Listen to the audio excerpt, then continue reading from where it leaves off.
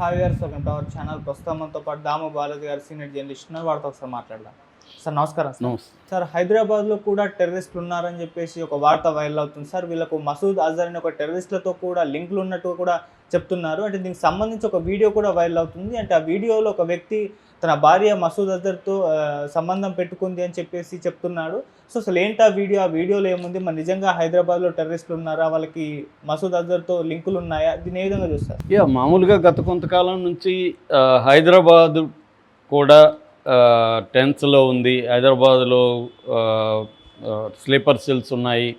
తర్వాత లేదంటే యుద్ధం కానీ పెరిగితే హైదరాబాద్ మీద కూడా అటాక్ చేయొచ్చు అన్న ఒక వాతావరణం అయితే హైదరాబాద్లో కనబడింది. దీనికి ఒక కారణం ఏంటంటే, దేశంలో కాశ్మీర్ తప్ప ఇంకే రాష్ట్రాల్లో కూడా ముఖ్యమంత్రులు అత్యవసర సమావేశం ఏర్పాటు చేయలేదు. ఇక్కడ రేవంత్ రెడ్డి అత్యవసర సమావేశం ఏర్పాటు చేయడం, సెన్సిటివ్ ఏరియాస్ని దృష్టిలో పెట్టుకోవడం, ఇవన్నీ రేవంత్ రెడ్డి చేయడంతో దాని తర్వాత మీడియా కూడా హైదరాబాదులో అనేక డిఫెన్స్ స్థావరాలు, నేను చాలాసార్లు కూడా మన దాంట్లో చెప్పాను ఏవేవి ఉన్నాయి కూడా, అనేక డిఫెన్స్ స్థావరాలు ఉన్నాయి కాబట్టి ఇక్కడ సెన్సిటివ్ ఏరియా, ఇక్కడ అటాక్ జరిగే అవకాశం ఉంది అనేది కూడా అన్నారు. నేను చాలాసార్లు చెప్పాను కూడా, అది పాసిబుల్ అయితే కాదు. ఎందుకంటే ఫస్ట్ వార్ అనేది మనకి ఇంటర్నేషనల్ బార్డర్కి దగ్గరున్న ప్రాంతాల్లోనే ఉంటుంది. పాకిస్తాన్కి మనకి ఇంటర్నేషనల్ బార్డర్ 3323 కిలోమీటర్లు ఉంటుంది. అక్కడ బార్డర్ స్టేట్స్ ఏవైతే ఉన్నాయో, రాజస్థాన్ కానీ, గుజరాత్ కానీ, పంజాబ్ కానీ, జమ్మూ కాశ్మీర్ కానీ, ఆ ప్రాంతాల్లో ప్రధానంగా యుద్ధం ఉంటుంది. దాని తర్వాత ఇలా మెల్లగా సౌత్ ఇండియాకి వ్యాపిస్తుంది. సో మన 1500 కిలోమీటర్ల దూరంలో హైదరాబాద్ ఉంది పాకిస్తాన్కి.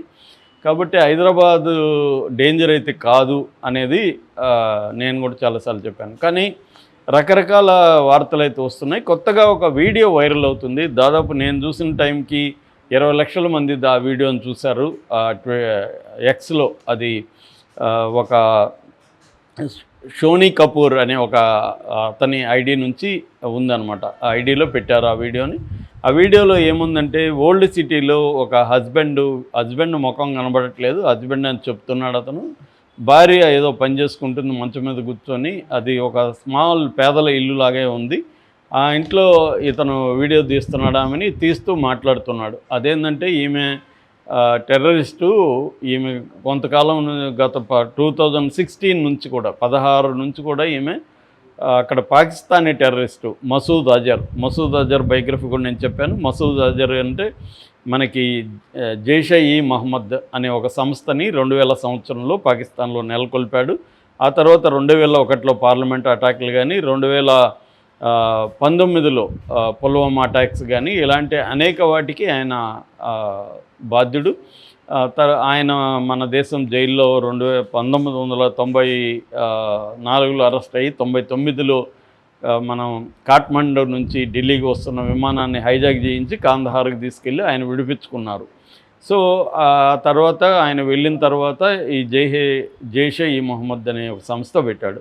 అంటే ఇండియాలో టెర్రరిజానికి ప్రధాన కారణం 2 సంస్థలు పాకిస్తాన్లో ఉంటాయి. ఈ 2 కూడా, ఒకటేమో లష్కర్-ఇ-తోయిబా, రెండోదేమో జైష్-ఇ-మొహమ్మద్.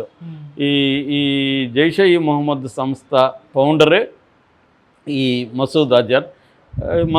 మొన్న ఆపరేషన్ సింధూర్లో భాగంగా బహవల్పూర్ అనే ఏరియాలో మనం అటాక్ చేసాం. ఆ బహవల్పూర్ ఆ టెర్రరిస్ట్ క్యాంప్ ఏదైతే ఉందో, ఆ క్యాంపులో ఈ మసూద్ అజర్ బంధువులు, వాళ్ళ అక్క, వాళ్ళ బావ, వాళ్ళ పిల్లలు, ఇలాగా మొత్తం 10 మంది చనిపోయారు. ఎయిడ్స్ ఒక 4 చనిపోయారు. అంటే సహాయకులు ఒక 4 చనిపోయారు. మొత్తంగా 14 మంది అక్కడ చనిపోయారు ఈ అజహార్కి సంబంధించి. సో అందులో వాళ్ళ తమ్ముడు ఉన్నాడని, ఇంకొంతమంది టెర్రరిస్టులు కూడా ఉన్నారనేది చెబుతున్నారు. సో ఏదేమైనా ఇతను కీలకమైన వ్యక్తి. తర్వాత అతను ఒక ఉర్దూలో లెటర్ కూడా రిలీజ్ చేశారు. అది మోడీని హెచ్చరిస్తూ, ఇండియాని హెచ్చరిస్తూ చేశాడు. దాంతో ఒకసారిగా ఇండియాలో అనేక రాష్ట్రాల్లో కూడా ఉలిక్కిపాటు జరిగింది. అట్లాగే హైదరాబాద్లో కూడా, గతంలో కూడా హైదరాబాద్లో ఏమైంది, మనకి టెర్రరిస్ట్ యాక్టివిటీలు జరిగాయి. 2007లో మెక్కా మసీదు, 2007లోనే గోకుల్ చాటు అండ్ లుంబిని పార్క్ ఒకే రోజు ఒకే టైమింగ్లో 2 చోట్ల జరిగాయి. గోకుల్ చాట్లో 32 మంది చనిపోతే, లుంబిని దీంట్లో 10 మంది చనిపోయారు. మొత్తం 32 మంది చనిపోతే దాదాపు 50 మంది తీవ్రంగా గాయపడ్డారు. ఆ తర్వాత 2013లో దిల్సుఖ్ నగర్లో బాంబ్ బ్లాస్టులు జరిగింది. అందులో కూడా చాలామంది చనిపోయారు. ఇలాగా హైదరాబాద్లో బాంబ్ బ్లాస్టులు జరగడం, తర్వాత ఎన్ఐఏ నేషనల్ ఇన్వెస్టిగేటివ్ ఏజెన్సీ అనేకసార్లు హైదరాబాద్లో దాడులు జరిగింది. లేటెస్ట్గా అంటే 2023లో ఎన్ఐఏ దాడులు జరిపింది. మొగల్పురా, మీరా చౌక్, భవానీ నగర్ ఇలాంటి ఓల్డ్ సిటీ ఏరియాస్లో దాడులు జరిపి ఐసిస్ అంటే Islamic state of Iraq and Syria, ఈ ఐసిస్ సింపథైజర్లు, అట్లాగే పిఎఫ్ఐ అంటారు. పిఎఫ్ఐ అంటే పాపులర్ ఫ్రంట్ ఆఫ్ ఇండియా, ఇదొక ఇస్లామిస్ట్ ఆర్గనైజేషన్, టెర్రరిస్ట్ ఆర్గనైజేషన్. ఈ రెండు టెర్రరిస్టులకు సంబంధించిన సింపథైజర్సు, వాళ్ళకి హెల్ప్ చేసిన వాళ్ళు పాత బస్తీలు ఉన్నారని కొంతమంది అరెస్టులు కూడా చేసింది. ఇది 2016 నుంచి కూడా ఈ అరెస్టులు జరుగుతూనే ఉన్నాయన్నమాట. సో ఎన్ఐఏ అనేకసార్లు హైదరాబాద్లో అనేక ప్రాంతాల మీద అరెస్టులు చేస్తుంది, దాడి చేసి. సో ఈ నేపథ్యంలో హైదరాబాద్లో స్లీపర్ సెల్స్ ఉన్నాయన్న ఒక వాతావరణంలో ఈ భర్త చేసిన వీడియో వచ్చింది. ఈ భర్త ఏం చెప్తున్నాడంటే, ఈమె హిందువుగా ఉండి ఇప్పుడు ముస్లిం కన్వర్ట్ అయిన తర్వాత నన్ను పెళ్లి చేసుకున్నాక అప్పటి నుంచి కూడా 2016 నుంచి మెయిల్లో కాంటాక్ట్లో ఉంది అజర్కి, ఈమె టెర్రరిస్టు, దీన్ని మన దేశంలో వాళ్ళకి నేను అధికారులకు తీసుకెళ్తాను అని ఈమె ఒక దేశద్రోహి అని మాట్లాడుతున్నాడు. ఆమె మాట్లాడుతుంది, అవునవును ఎవరు దేశద్రోహి అల్లాకు తెలుసు, నువ్వే నా ఐడిని హ్యాక్ చేసి నా ఐడి నుంచి నువ్వే పంపిస్తున్నావు అని ఆరోపిస్తుంది. అంటే క్లియర్గా ఒక విషయం అయితే ఈ వీడియోలో మనకు బయటపడింది ఏంటంటే, ఇద్దరు కూడా ఏం చెప్తున్నారంటే, ఆమె మెయిల్ ఐడి నుంచి ఈ మసూద్ అజర్కి అయితే వీళ్ళు కాంటాక్ట్ చేశారు, అతను కూడా రిప్లై ఇచ్చాడు, టచ్లో ఉన్నారు. అయితే ఇతను టచ్లో ఉన్నాడా, ఆమె టచ్లో ఉందనేదే కన్ఫ్యూజన్ ఇక్కడ. ఇతనేమో ఆమె ఉంటాడు, ఆమెమో నా ఐడిని హ్యాక్ చేసి నువ్వే చేసావు అని ఆమె అంటుంది. మొత్తం మీద ఆ ఇంట్లో నుంచి అయితే టచ్లో ఉన్నారని అర్థమవుతుంది. దీని మీద మరి మన అధికారులు, మన ఇంటెలిజెన్స్ వింగ్ ఏమి చర్య తీసుకోబోతుంది? కౌంటర్ ఇంటెలిజెన్స్ ఉంటుంది మన తెలంగాణలో. ఈ కౌంటర్ ఇంటెలిజెన్సే ఎక్కువగా టెర్రరిస్ట్ యాక్టివిటీల మీద ఎన్ఐతో కలిసి పనిచేస్తుంది. ఎన్ఐ అంటే నేషనల్ ఇన్వెస్టిగేటివ్ ఏజెన్సీ. దేశంలో టెర్రరిస్ట్ యాక్టివిటీలు కానీ, మావోయిస్ట్ యాక్టివిటీలు కానీ వీటి మీద ప్రధానంగా పనిచేసే సంస్థ ఎన్ఐఏ. ఇక్కడేమో కౌంటర్ ఇంటెలిజెన్స్ సంస్థ. ఈ రెండు కలిసి పనిచేస్తున్నాయి. మరి ఇప్పుడు ఈ వీడియో మీద చర్య తీసుకుంటారా లేదా అనేది చూడాలి. ఎందుకంటే ఇది కొంత ఆందోళన కలిగించే విషయమే. ఆల్రెడీ అతను బెదిరించున్నాడు మసూద్ అజర్. ఖచ్చితంగా అతను, ఎందుకంటే చాలా ఆవేదన కూడా చెందాడు. నా ప్రియమైన కుటుంబం చనిపోయింది, నేను కూడా చనిపోయింటే బాగుండు అనిపిస్తుంది, ఇంత బాధ ఉండదు నాకు అని కూడా మాట్లాడాడు. సో అంటే అతనికి చాలా ఆవేదన, కోపము, బాధ అన్నీ ఉన్నాయి కాబట్టి ఖచ్చితంగా ఇండియా మీద పగ తీర్చుకునే అవకాశం అయితే ఉంది. ఇండియాలో సెన్సిటివ్ ఏరియాస్లో హైదరాబాద్ కూడా ఒకటి. ఇక్కడ ఓల్డ్ సిటీస్ ఉండడం, ఓల్డ్ సిటీలో పేదరికం ఇంకోటి కారణాలు కావడం, ముస్లిం యూత్ని వాళ్ళు ఐసిస్లోకి ఇంకో దగ్గరికి తీసుకెళ్ళడం, ఇటువంటివి ఉన్నాయి. అయితే దీన్ని మన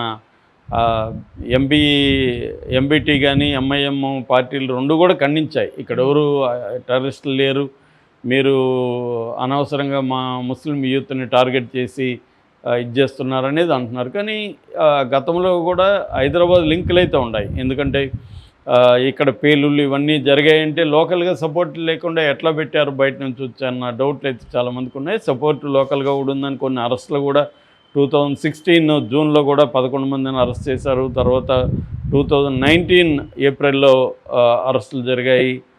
తర్వాత మార్చి 21లో కూడా కొన్ని దాదాపు 20-30 లొకేషన్లలో సెర్చీలు అవన్నీ జరిగాయి. కాబట్టి టెర్రరిస్ట్ యాక్టివిటీస్కి హైదరాబాద్కి లింక్ అయితే ఉంది. ఇప్పుడు ఈ వీడియో రావడంతో డైరెక్ట్గా ఒక ఫ్యామిలీ మెయిల్, మరి భర్త చేస్తున్నాడా భార్య చేస్తున్నాడా తెలియదు క్లియర్గా, కానీ వాళ్ళిద్దరికి కూడా ఒప్పుకున్నారు. ఆమె నేను చేయట్లేదు అని అనలేదు, నా ఐడి నుంచి నువ్వు చేసావు అంటుంది.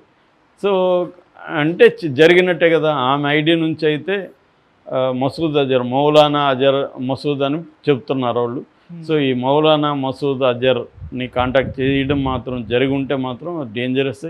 వాళ్ళని మరి విచారిస్తారా, దీని నుంచి ఈ వీడియో నిజమేనా, లేకపోతే భార్యాభర్తల గొడవల వల్ల ఇలా మాట్లాడుకున్నారా? ఎందుకంటే భార్యాభర్తల గొడవలు మాట్లాడుకుంటే ఇద్దరు కూడా ఇతరుల ఆరోపణల్ని ఖండించారు.